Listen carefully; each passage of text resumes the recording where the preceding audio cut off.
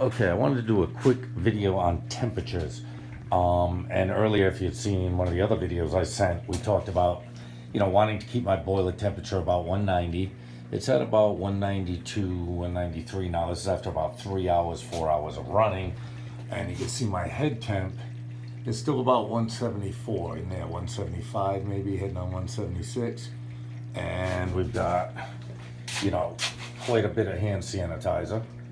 And the point I wanted to make is that while you want to solidify your temperatures and balance your still to begin with, you can count on the fact that these temperatures are going to change.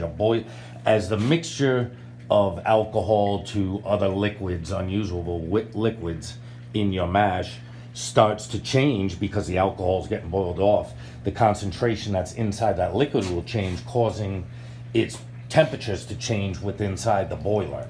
So sometimes you'll see an occasional spike. As you can see, it's up over 190 now. And it becomes a little bit harder to maintain control of the temperature up top, but not impossible. You have to keep an eye on it, and it will fluctuate. So I didn't want to leave the impression that the temperatures will always stay the same, because they won't. They'll start to change. You can see we're firing with propane.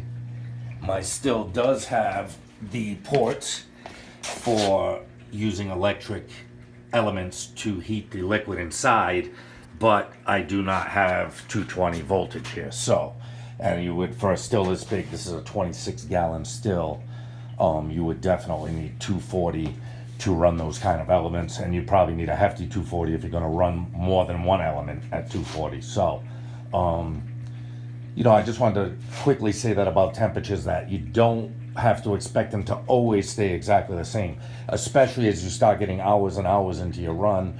The temperatures are going to begin to spike a little bit, and slowly. If you see any radical spikes, obviously, or any radical drops in temperature, obviously you've got a real problem, and you need to address it with whatever's going on, whether it's the propane burning too hot, or whether it's not enough cooling up top, if that's where your issue is.